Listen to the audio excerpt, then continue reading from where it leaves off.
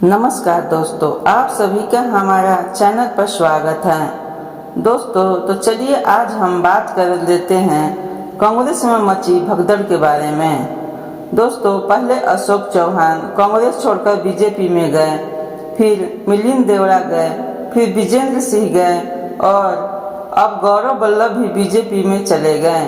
कांग्रेस सही कहती है, देश भर में राहुल गांधी की इतनी तेज आंधी चल रही है कि लोग उड़ उड़ कर दूसरे पार्टियों में जा रहे हैं। सच में दोस्तों समझ में नहीं आ रहा कि हो क्या रहा है। कुछ लोग तो यहाँ तक कह रहे हैं कि बीजेपी को सबक सिखाने के लिए अब राहुल बाबा को भी बीजेपी ज्वाइन कर लेनी चाहिए। सच में दोस्तों इतनी लंबी लाइन तो अब राशन के लिए भी नहीं लगती, उतनी आजकल बीजेपी दफ्तर के बाहर कांग्रेस के नेताओं की लगी पड़ी है। एक शाम पहले टीवी पर बीजेपी को गाली देने वाला नेता अगली सुबह बीजेपी ऑफिस में राम भजन में डूबकर मोहब्बत की कस्में खा रहा होता है। एक दिन पहले राहुल गांधी की गोद में झूला झूल रहा होता है, कांग्रेस पार्टी को महान बता रहा होता है। जब टिकट नहीं मिलती है तो अचानक हृदय में राम प्रेम उमड़ आता है और बीजेपी का गमछा पहनकर उसके हो गए। कल तक राहुल गांधी में देश का पीएम देखने वाले नेताजी को अचानक राहुल बाबा ढोंगी बाबा दिखने लगे। आप सबका अपना लाइफ खराब होते देख राम जी याद आने लगे। यहाँ तक कि 2 महीने पहले तक बीजेपी को मिटाने की कस्में खाने वाले इंडिया अलायंस भी चाइनीज खिलौनों की तरह कुछ ही दिनों में टूट गया। बंगाल में ममता पहले ही कांग्रेस लेफ्ट से किनारा कर चुकी है, केरल में लेफ्ट भी कांग्रेस को मुंह नहीं लगा रही है। कश्मीर में महबूबा मुफ्ती भी एक सीट न मिलने से बेगम की तरह नाराज होकर अकेले लड़ने जा रही है। महाराष्ट्र में 2 दिन की लंबी बहस के बाद अंपायर अब तक यह डिसाइड नहीं कर पा रहे हैं कि संजय निरुपम ने कांग्रेस पार्टी को पहले छोड़ा या उससे पहले कांग्रेस पार्टी ने धक्के देकर संजय निरुपम को ही पार्टी से निकाल दिया। इन सारे तमाशे के बीच नीतीश बाबू यह सोचकर खुश हैं कि वो बड़े टाइम से अपनी बची खुची इज्जत बचाकर 336वां बार वापस बीजेपी में आ गए हैं और मंच से बार बार अपील कर रहे हैं कि अब हम पलटी नहीं मारेंगे। तो आज हम इसी मुद्दे पर बात करेंगे कि आखिरकार होलसेल के भाव में कांग्रेस नेता बीजेपी में क्यों आ रहे हैं। क्या सच में इनका हृदय परिवर्तन हुआ है? क्या इनके अंदर का भांग पीकर सोया हुआ सनातन प्रेम सच में जग गया है? क्या भारत जोड़ो यात्रा पर निकले राहुल गांधी कांग्रेस को ही जोड़ना भूल गए हैं? और आखिर क्यों चुनाव से पहले ही इंडिया अलायंस का दी एंड हो गया? कोशिश करेंगे कि कांग्रेस से भागकर आए एक एक नेता की इस भगदड़ का ईमानदारी से विश्लेषण करें और वेंटिलेटर पर चल रहे इस इंडिया अलायंस की अकाल मौत का जायजा ले। तो चलिए केजरीवाल जी से इजाज़त लेकर शुरू करते हैं। दोस्तों जैसे कि आप सभी जानते हैं कि केजरीवाल काम कर करके थक गए हैं। दिल्ली में इतना विकास कर दिए हैं कि आराम करने के लिए उन्हें तिहाड़ जेल जाना पड़ा, क्योंकि उनके शीश महल में कानाफूसी करने के लिए इतना नेता भर गए कि उन्हें आराम करने का जगह ही नहीं मिला। दोस्तों मेरा ओपिनियन है कि इन नेताओं की चक्कर में हम आम आदमी को कभी नहीं पड़ना चाहिए। आजकल टीवी पर देख ही रहे हैं, एक दूसरे पर चिल्लाता फिरता है लोग अपने फेवरेट पार्टी के चक्कर में। दूसरे ही दिन रात गालियां भी सुनते हैं, मगर जिन पार्टियों के चक्कर में लोग सुबह शाम गालियां सुन रहे होते हैं वही नेता बड़ी बेशर्मी से रातों रात पार्टी बदल लेता है। भैया क्या बात है? कल तक ये कहा जा रहा था कि आप राहुल गांधी का कल वीडियो रीट्वीट करेंगे जिसमें मोदी जी का मजाक उड़ाया जा रहा था। अब सवाल उठ रहा है कि कल तक आपने जो सुबह से शाम तक मोदी सरकार को गाली देते नहीं थकते थे। पहलवानों के मामले में ये दिन रात बीजेपी को ट्रोल करते थे। राहुल गांधी के साथ सेल्फी पोस्ट करके बीजेपी को मिटाने के कस्में भी खाते थे। मगर यही विजेंद्र बाबू एक झटके में राहुल बाबा के कंधे से उछलकर बीजेपी की गोद में आ गए। आते ही मोदी जी के नाम की माला जपने लगे। वह विजेंद्र बाबू कांग्रेस छोड़ने की वजह चाहे जो भी बताए, मगर मामला बड़ा सिंपल है। कांग्रेस पार्टी इनको हेमा मालिनी जी के खिलाफ मथुरा से इलेक्शन लड़वाना चाहती थी, पर वह चाहते थे कि उन्हें भिवानी से टिकट दिया जाए। जब उन्हें लगा कि भिवानी से कांग्रेस नहीं मानेगी और बीजेपी भिवानी से उन्हें अपनी उम्मीदवार बना लेगी, क्योंकि उन्होंने रिसर्च किया तो पता चला कि बीजेपी को हरियाणा से कोई जाट नेता चाहिए भी। यह जानते ही बरसों से सोई विजेंद्र जी का अंतर आत्मा उन्हें धिक्कारने लगी। अचानक नींद से जागी आत्मा ने विजेंद्र को समझाया कि आप जल्दी राम के शरण में जाइए। फिर क्या, ज्ञान का एहसास होते ही राजनीति के इंटर्न और ओलंपिक के चैंपियन विजेंद्र बाबू कांग्रेस को पंच मारकर बीजेपी के जिप्सी में बैठ गए। और अभी तो विजेंद्र बाबू को बेवफा हुए कुछ ही दिन हुए थे कि खबर आई कि कांग्रेस के एक और 32 मार खान नेता गौरव वल्लभ जी ने पार्टी से तलाक ले लिया। पहले खबर आई कि गौरव बाबू का सनातन विरोधी कांग्रेस में दम घुट रहा था, फिर उन्होंने ऑनलाइन शॉपिंग में धोखा खाए आम आदमी की तरह। ये बताया कि आज वो कांग्रेस नहीं है जो उन्होंने वर्षों पहले थी।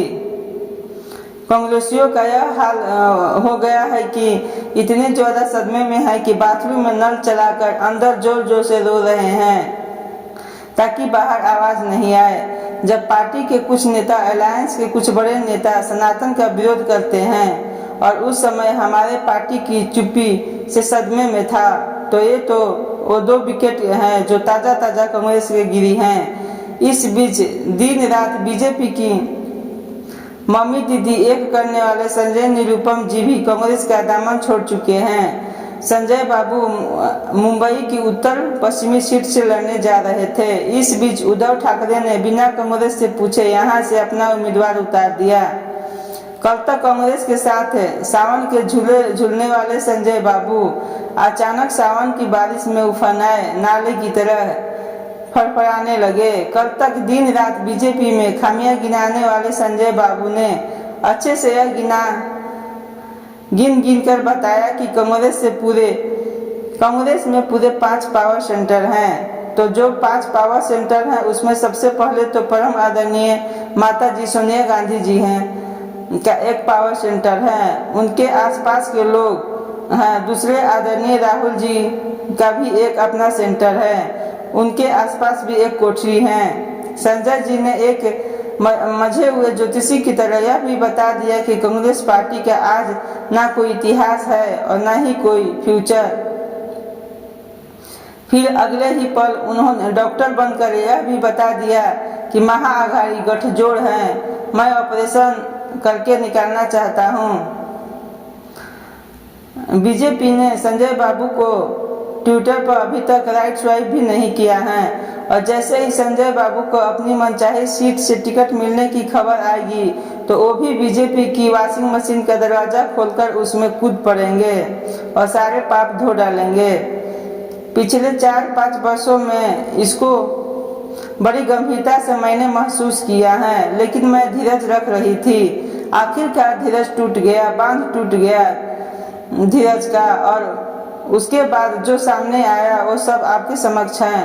तो ये तो हमने पिछले 2-3 दिनों की बात की है। अगर पिछले 10-15 दिनों में कांग्रेस छोड़ने वाले नेताओं की टोटल संख्या काउंट करने लगे तो उनकी जनसंख्या तो कई देशों की आबादी से भी ज्यादा हो जाएगी।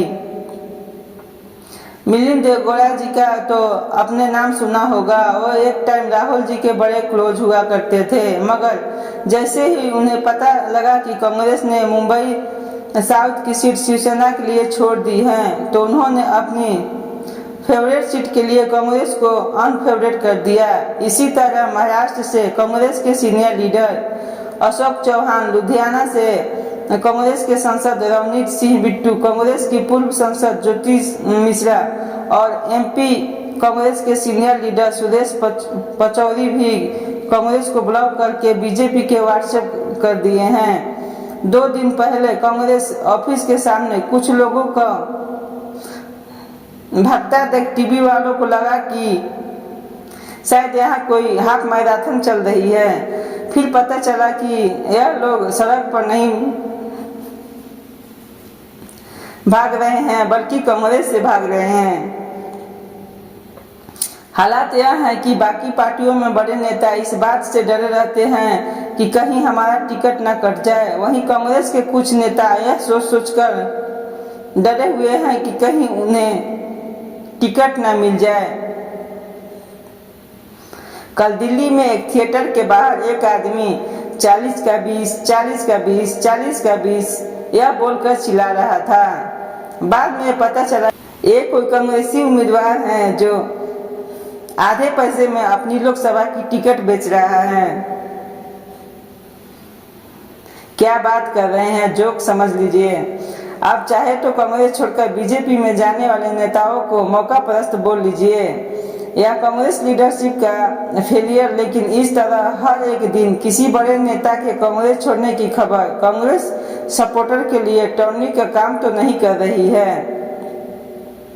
कांग्रेस इंडिया अलायंस में सबसे बड़ी पार्टी है। अब इंडिया अलायंस की हालत का आप इससे अंदाजा लगाइए कि राहुल गांधी कांग्रेस के सबसे बड़े नेता हैं। कुछ लोग उन्हें मोदी के अगेंस्ट सबसे बड़ा फेस भी मानते हैं।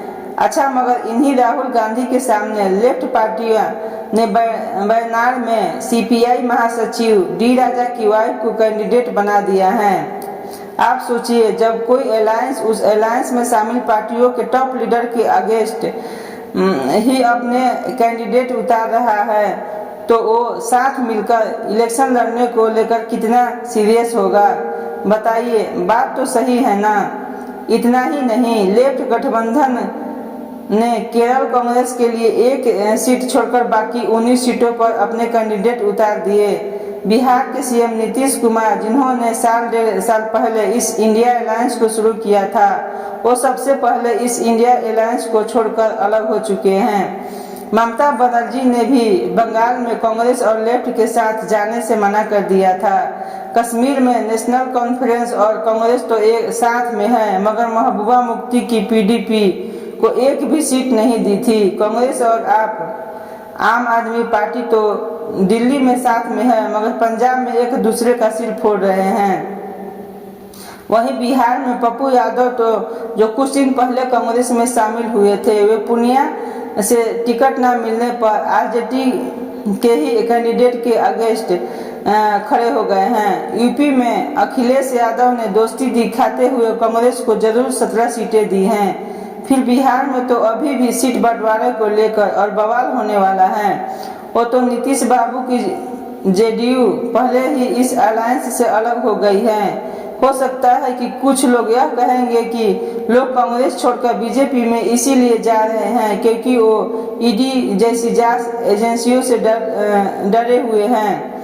कुछ लोग कांग्रेस छोड़कर जाने वालों को मौका परस्त भी कह सकते हैं, मगर यह भी सच है कि किसी भी अलायंस या पार्टी के वर्क करने के लिए एक लीडरशिप चाहिए, एक विजन भी चाहिए होता है, और यही इस अलायंस की सबसे बड़ी प्रॉब्लम है। राहुल गांधी जो पिछली बार अमेठी में स्मृति ईरानी से हार गए थे मगर वायनाड से जीत गए थे, आखिर क्यों इस बार वो अमेठी से अपनी पुश्तैनी सीट से लड़ने नहीं गए, बताइए।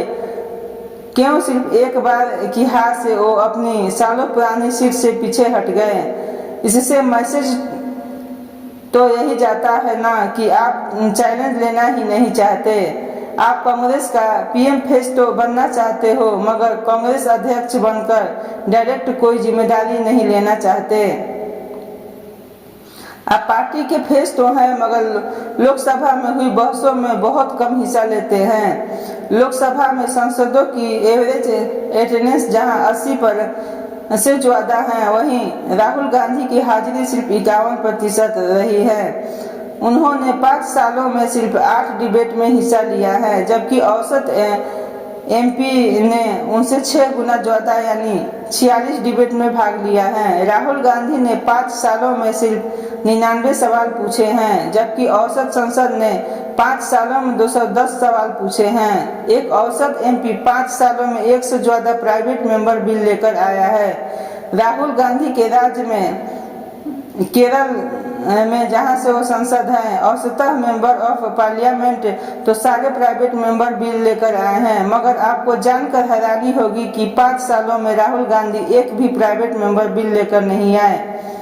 ये सभी आंकड़े आप संसद की परफॉर्मेंस बताने वाली वेबसाइट PrinceIndia.org पर जाकर खुद चेक कर सकते हैं। इसी तरह इंडिया अलायंस के बाकी लीडर्स भी अपना राग सुनाते ही दिखते हैं। इंडिया अलायंस की बड़े बड़े मुद्दों पर क्या राय है यह भी क्लियर नहीं है। राम मंदिर की प्राण प्रतिष्ठा के टाइम बहुत सारे लीडर्स ने कहा कि ये बीजेपी का अपना प्रोग्राम है और हम अभी नहीं बाद में जाएंगे। लोग सोशल मीडिया और वीडियो शेयर करके अखिलेश यादव से पूछ रहे हैं कि सर जी राम मंदिर की प्राण प्रतिष्ठा के निमंत्रण को तो आप ठुकरा देते हैं, मगर रमजान में आप मुस्लिम नेताओं के यहाँ इफ्तार पार्टी को मिस नहीं करते। और यूपी में अयोध्या में मंदिर बन रहा है, उस दिन के न्योते पर अगर कोई नहीं जा रहा है तो यह मौका किसने दिया कि कोई उंगली उठाए आपके ऊपर। जिसको जिसको आपने कहा अपमानित ना करे, इनकार तो आपने किया। यह सुनकर अखिलेश बोले नहीं मैं इनकार नहीं किया। इफ्तार पार्टी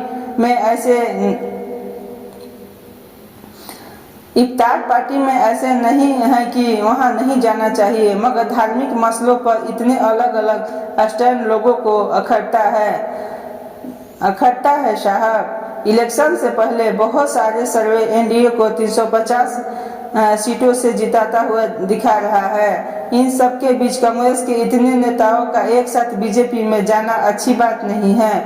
यह देखते हुए कि अभी तो सिर्फ इलेक्शन का आगाज हुआ है, फर्स्ट फेज की पोलिंग में भी अभी 2 हफ्ते पड़े हैं और अभी से अगर यह हाल है तो लास्ट फेज आते आते इंडिया अलायंस पूरी तरह एनडीए अलायंस में ही ना मर्ज हो जाए। बाकी कांग्रेस में मची इस भगदड़ पर आपकी क्या राय है, कमेंट करके जरूर बताइएगा। और ये भी साफ साफ लिखिए कि क्या ये नेता लोग जो कांग्रेस छोड़कर बीजेपी में जा रहे हैं, क्या आपके हिसाब से ये नेता लोग मौका परस्त हैं, अपॉर्चुनिटी है, या इन्हें सच में राम जी सपने में आ रहे हैं, या कांग्रेस लीडरशिप की कमी है जो ना तो निर्णय ले पा रही है और ना ही अपने नेताओं को अपने साथ जोड़कर रख पा रही है। जो भी आप सोचते हैं, आपकी जो भी ओपिनियन हो कमेंट करके ज़रूर बताइएगा। वीडियो अगर अच्छी लगी हो तो पसंद आई हो तो शेयर करिएगा। दोस्तों शेयर करना तो बनता है, आपको एंटरटेनमेंट मिला है तो आप भी और लोगों तक पहुंचाएं और ये ज्ञान भी बांटने से बढ़ता है। दोस्तों चैनल को ज़रूर सब्सक्राइब करिएगा, ये वीडियो लाइक भी ज़रूर करिएगा। तो चलिए फिर मिलते हैं अगले वीडियो में कुछ नई जानकारी के साथ। धन्यवाद। जय भारत, वंदे मातरम।